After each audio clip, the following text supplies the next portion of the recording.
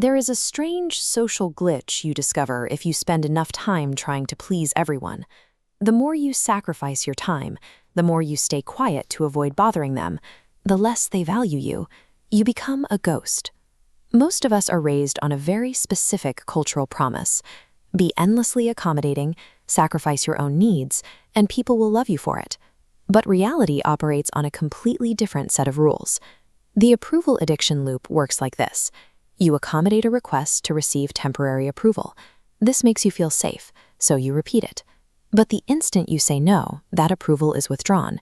You've trained people to expect unlimited access.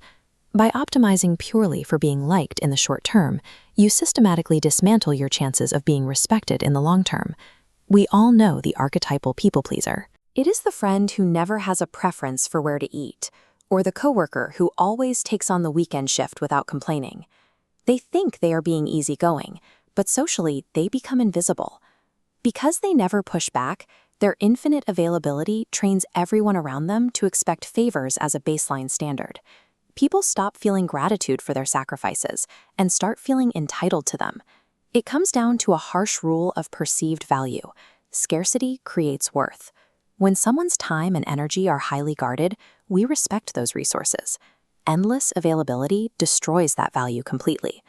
To understand why humans devalue endless accommodation, we have to look at clinical psychology. Chronic niceness is rarely driven by generosity. Often, it is an anxiety mechanism known as the fawn trauma response. People who grow up in unpredictable or overly critical environments learn early on that their environment is dangerous. To survive, they use extreme agreeableness as a defense mechanism to pacify the threats around them. This chart shows how that behavior maps onto influence research and primate social hierarchies. In these structures, the animals at the bottom of the pyramid are the ones exhibiting constant appeasement and grooming signals toward the top. Humans unconsciously read that exact same compliance. When you are maximally nice to everyone all the time, it creates cognitive dissonance in the receiver. People unconsciously discount your kindness. They stop seeing it as a meaningful, selective gift and start seeing it as your default setting.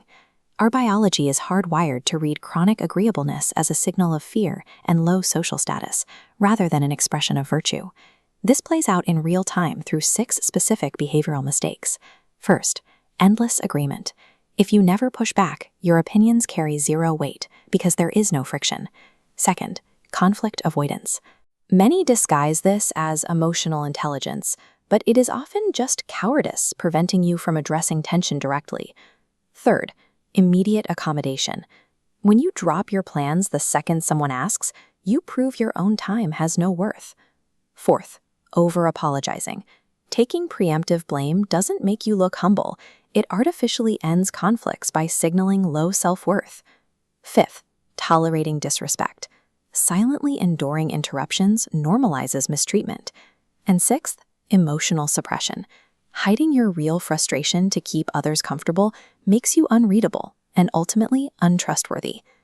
Every single time you engage in these behaviors, you broadcast one unified, destructive social signal. My comfort, my time, and my boundaries are entirely negotiable. The cultural lie is that niceness occupies the moral high ground. Friedrich Nietzsche argued against this in 1887 with his concept of slave morality. He suggested that powerless individuals reframe their meekness as a virtue, simply to feel better about their inability to set boundaries. Contrast that with Aristotle's ideal. He argued that true virtue is found in honest self-assessment. It is knowing your exact worth and acting accordingly. False humility and constant deference aren't virtuous. They are a failure to value yourself accurately. Confucian philosophy reinforces this through social duty. Refusing to exercise appropriate authority, or failing to push back when necessary, isn't a sign of love or respect for others. It is an active dereliction of your responsibility to the group. Excessive niceness is rarely an act of moral superiority. Almost always, it is a failure of self-regard, masking a deep fear of rejection. Reclaiming your value requires a shift in how you view generosity. Niceness born from fear is a transaction. You are paying for safety to avoid abandonment. Genuine kindness, however, is a deliberate choice made from a position of strength. Look at Mahatma Gandhi as historical proof. He was profoundly kind and deeply principled, yet entirely unmanipulatable. His warmth commanded absolute respect worldwide, precisely because it was backed by iron core standards. He held firm under immense pressure and proved that a gentle demeanor only carries weight when you are willing to stand your ground. The objective of setting boundaries is not to become cold, calloused, or feared. The goal is to become emotionally unshakable. The behavioral shift starts with a pause. Before you automatically agree to a request, stop. Ask yourself if you actually want to do it. Let silence sit in the room instead of rushing to fix the awkwardness. State your clear preferences out loud. Allow others to be temporarily disappointed. Their disappointment is their reaction to manage, not your emergency to solve. Understand the counterintuitive truth of communication.